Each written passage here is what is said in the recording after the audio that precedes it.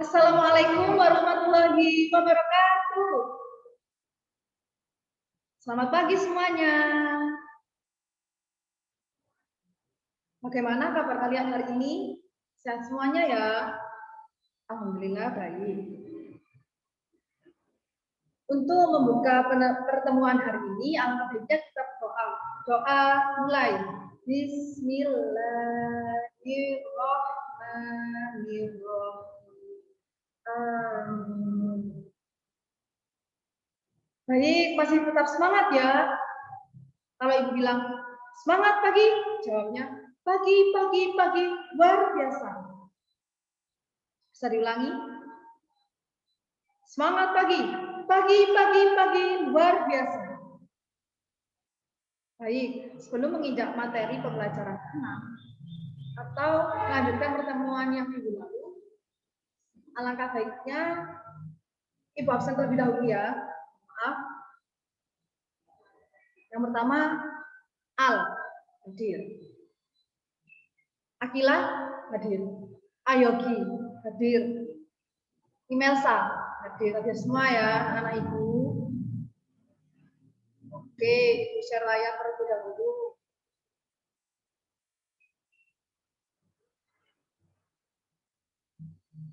Kita masuk di tema 6, subtema 3 pembelajaran 6. Menuju masyarakat sejahtera. Ada yang masih ingat? Non-fiksi itu apa sih? Ayo apa? Lalu apa bedanya dengan fiksi? Wah, sepertinya lupa semua ini. Lebih giat belajarnya ya, supaya selalu ingat, tetap semangat.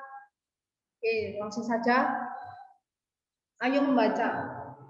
Fiksi, karya yang menceritakan sesuatu yang tidak terjadi sungguh-sungguh, sehingga tidak perlu mencari kebenarannya di dunia nyata. Jadi dapat disimpulkan, fiksi itu cerita yang dibuat-buat. Pengarang, misalkan di sini ada romance, cerpen atau cerita pendek, drama, puisi, dongeng, novel, dan lain-lain. Kemudian bedanya dengan non-fiksi.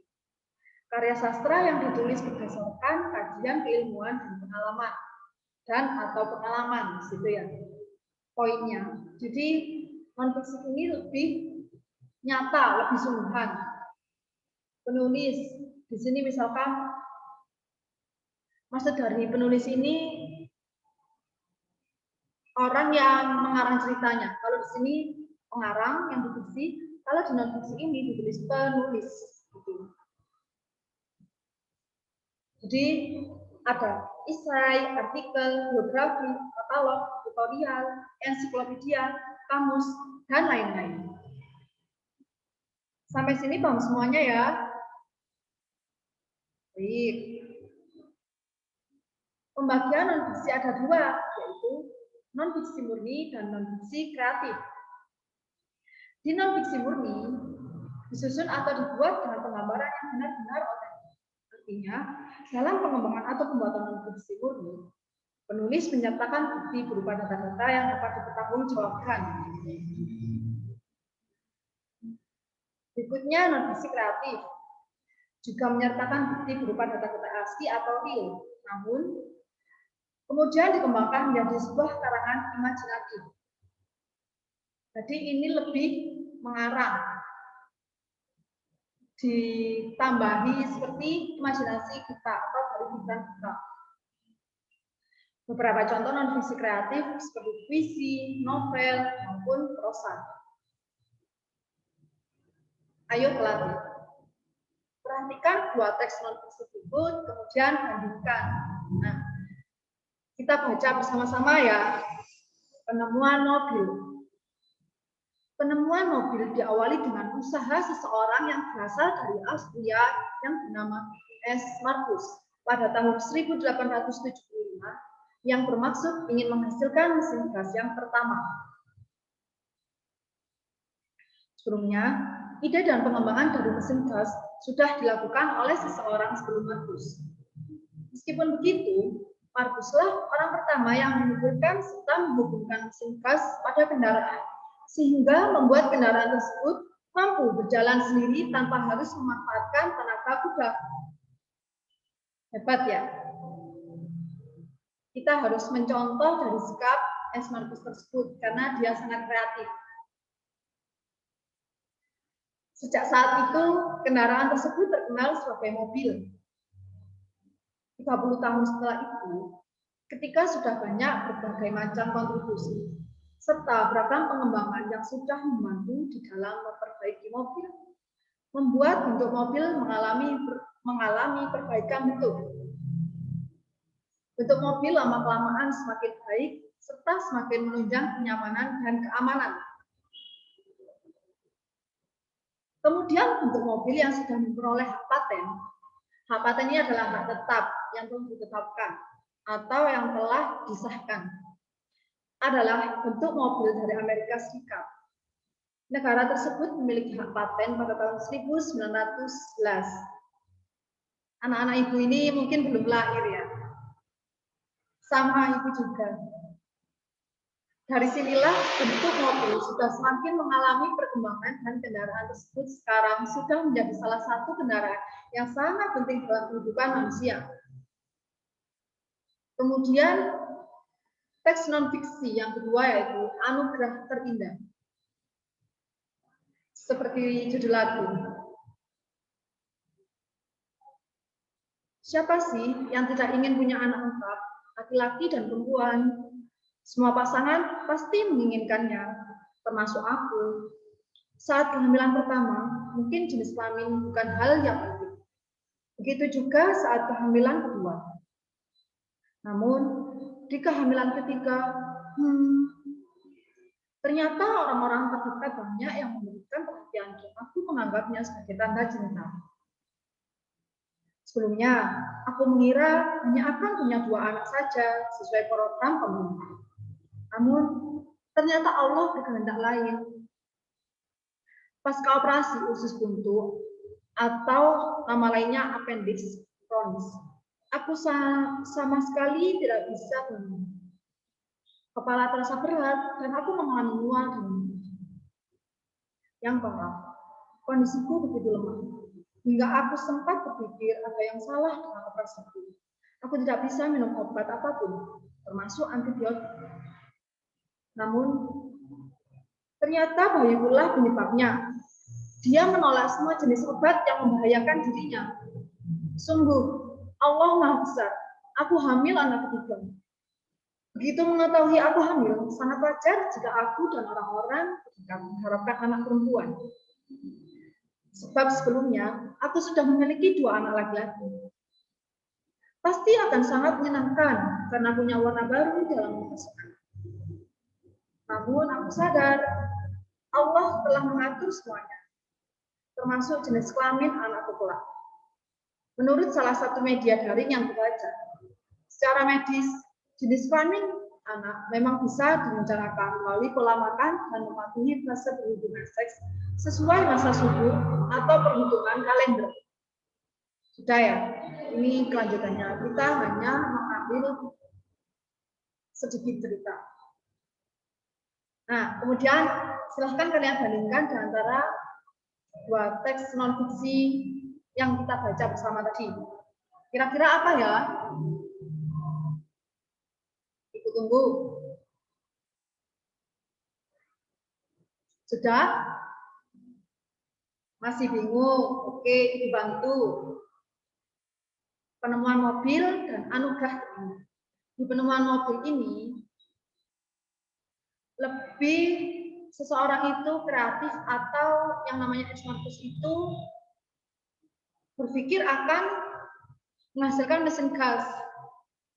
Ingin menghasilkan mesin gas supaya menjadi mobil kita kemana-mana enak, nyaman, dan aman, dan menghindari polusi udara. Jadi penemuan di judul penemuan mobil ini lebih ke revolusi atau perubahan cepat.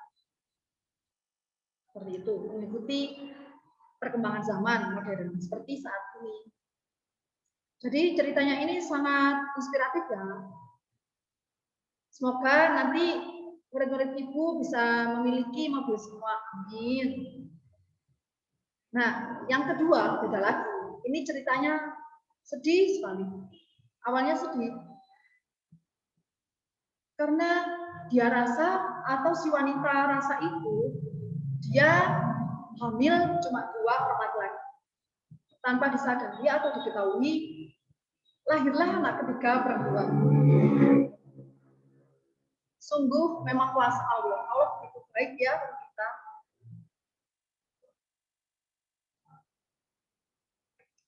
Kemudian, kenapa kita harus mengidentifikasi teks non-fiksi?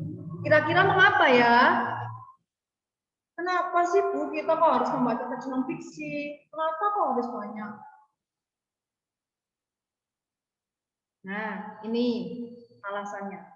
Atau tujuan utama dari mengidentifikasi sebuah teks non-fiksi adalah untuk mendapatkan informasi penting yang ada di dalam karangan tersebut. Informasi yang ada di dalam berupa data-data atau fakta yang bisa kita coba untuk memahami lebih lanjut. Ini untuk mendapatkan informasi penting yang ada di dalam karangan tersebut. Jadi saat kita membaca teks non-fiksi, kita akan mendapatkan informasi penting. Dan kita harus menyerap informasi mana yang positif dan mana yang negatif. Tips dalam mengidentifikasi teks non-fiksi di sini ada 4. Yang pertama, bacalah teks dengan saksama. Lalu, coba pahami makna setiap kalimat. Cobalah untuk membaca sebuah teks non-fiksi lebih dari 1 kali. Karena semakin banyak kita membacanya, maka akan lebih banyak informasi yang bisa kita temukan. Yang kedua,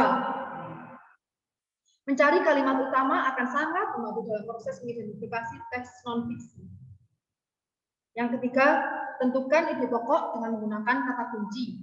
Dengan begitu, akan memudahkan kita memahami fakta dan data yang ada di dalam sebuah teks non-fiksi. Nah, bedanya fakta dan data ini adalah fakta sebuah bukti nyata atau kita melihat objek nyata, sedangkan data adalah sebagai berkasnya. Jadi bukti. Kita melihat tapi juga ada buktinya. Jadi bukan dari perkataan atau cerita orang lain saja. Seperti itu. Yang keempat, manfaatkan kata-katanya apa, kapan, siapa, di mana, mengapa, dan bagaimana. Atau dikenal dengan istilahnya 5W 1H. Untuk mencari tahu informasi penting dan menyajikannya dalam kesimpulan. Sampai sini paham? Baik. Tetap semangat ya. Nah, sekarang kita melajari kalimat utama. Pengertian dari kalimat utama adalah kalimat yang berisi gagasan utama atau pokok permasalahan yang menjadi dasar suatu cerita atau paragraf. Di sini di garis bawah ini adalah berisi gagasan utama atau pokok permasalahan yang menjadi dasar suatu cerita atau paragraf. Kalimat utama bisa diletakkan di awal paragraf, lalu diikuti kalimat lengkapnya. Juga bisa diletakkan di akhir paragraf dengan kalimat pendukung di awal paragraf. Bahkan, ada yang menggunakannya di awal dan akhir atau biasa disebut dengan campuran, paragraf campuran. Tergantung penggunaan dan tujuan dari pembuatan paragraf tersebut. Kemudian di sini ada ciri-ciri. Yang pertama, isi paragraf memiliki pengertian yang jelas, sehingga tidak dibutuhkan kalimat konjungsi atau kata hubung. Yang kedua, kalimat utama berada di awal paragraf atau dikenal dengan istilahnya deduktif. Ini untuk mengingatnya depan. Atau bisa juga di akhir paragraf atau biasa dikenal dengan induktif yang diawali dengan kata jadi atau demikian. Yang ketiga, kalimat yang bersifat umum yang biasanya dapat dikembangkan secara luas.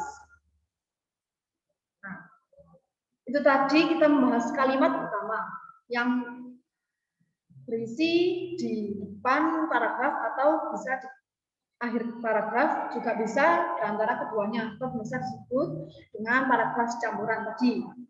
Sekarang kita masuk ke gagasan utama. Apa sih bedanya dengan kalimat utama tadi? Gagasan utama dari pengertiannya yaitu pernyataan yang menjadi inti dari sebuah pembahasan. Ini sudah masuk pernyataan ya. Pernyataan yang menjadi inti dari sebuah pembahasan.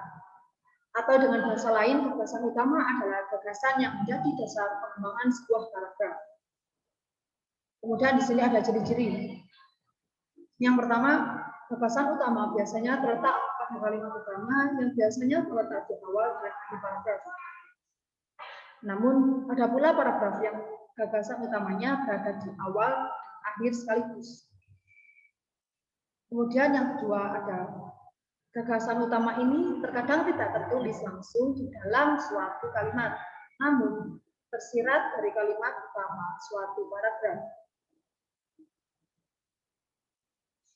Nah, ini ya, tertulis sama tersirat. Sampai sini paham perbedaannya ya. Ayo berdiskusi. Di sini Ibu memiliki 4 pertanyaan. Nah, di sini kalian bagi menjadi 2 kelompok. Jadi satu kelompoknya ada 2 anak. Ibu beri waktu 20 menit dari sekarang.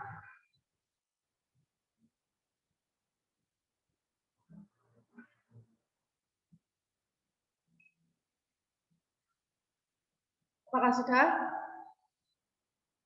Baik.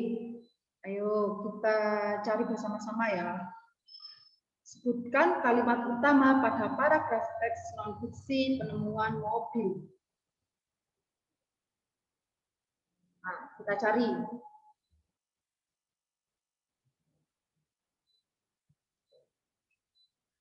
Ini, penemuan mobil.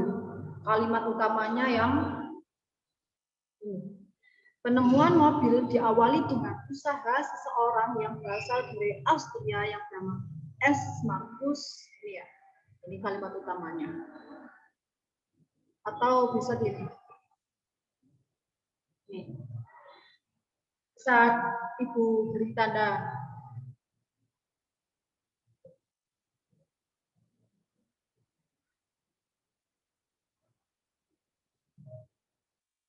bisa sampai dengan yang pertama ini. Mohon maaf.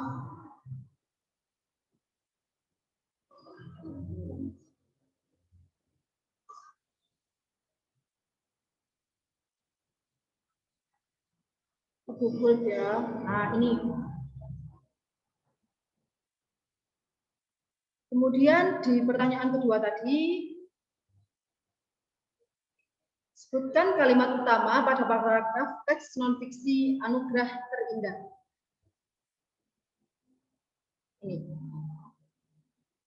Ini prolognya. Siapa sih yang tidak ingin punya anak lengkap, laki-laki dan perempuan? Kalimat utamanya yang di sini. Sebelumnya aku mengira hanya akan punya 2 anak saja. Ini masuk pada kalimat utama anugerah terindah. Kemudian kita kembali ke soal. Pada soal ketiga, sebutkan gagasan utama pada paragraf kedua, penemuan mobil. Paragraf 2 ya. Gagasan utama ini suatu pokok atau intinya. Nah, ini. Sejak saat itu, kendaraan tersebut terkenal sebagai mobil. 30 tahun setelah itu, ketika sudah banyak berbagai macam kontribusi, serta beragam pengembangan yang sudah membantu di dalam memperbaiki mobil, membuat bentuk mobil mengalami perbaikan bentuk. Bentuk mobil lama-kelamaan semakin baik serta semakin menunjang kenyamanan dan keamanan. Nah, gagasan utamanya ini yaitu ini, ada pengembangan tentang mobil. Pengembangan yang sudah membantu dalam memperbaiki mobil. Untuk mobil lama-kelamaan semakin baik serta semakin menunjang kenyamanan dan keamanan. Ini ya. Kemudian pada soal terakhir, sebutkan gagasan utama pada paragraf 4 anugerah terindah. Paragraf 4. 1, 2, 3, 4. Menurut salah satu media daring yang kubaca, secara medis jenis kelamin anak memang bisa direncanakan melalui pola makan dan memenuhi fase berhubungan seks sesuai masa subur atau perhitungan kalender. Nah, ini gagasan utamanya yaitu menceritakan tentang jenis kelamin itu bisa direncanakan melalui pola makan dan cara berhubungan seks. Fase berhubungan seks dilihat dari perhitungan kalender seperti itu.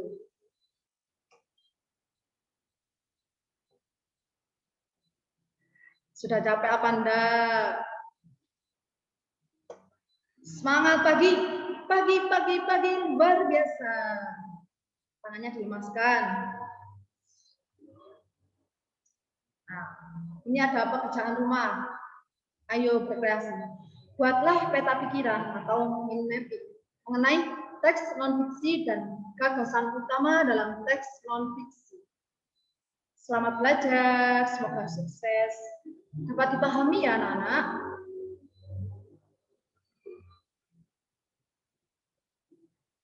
Oke. Dari pembelajaran hari ini, anak-anak ibu dapat menyimpulkan apa sih? Ada yang bisa membantu ibu? Betul. Kita mempelajari mengenai apa itu non-fiksi dan cara menemukan gagasan utama. Nah, ada lagi teks fiksi dan kalimat utama. Tapi yang terlebih penting, poin dari pertemuan kita hari ini adalah non-fiksi dan gagasan utama. Kita dapat pelajari dua poin itu. Nanti bisa kalian kembangkan di kehidupan sehari-hari ya. Untuk fiksi dan kalimat utama hanya tambahan saja untuk membedakan fiksi dengan non-fiksi, kemudian kalimat utama dan gagasan utama. Gimana rasanya hari ini, senang? Apakah ada yang mau berpendapat mengenai pembelajaran hari ini? Baik. Kalau sudah tidak ada, Ibu tutup. Sekian yang dapat Ibu sampaikan, kurang lebihnya mohon maaf. Sebelumnya kita akhiri dengan bacaan hamdalah. Alhamdulillahirabbil alamin. Sampai jumpa. Assalamualaikum warahmatullahi wabarakatuh.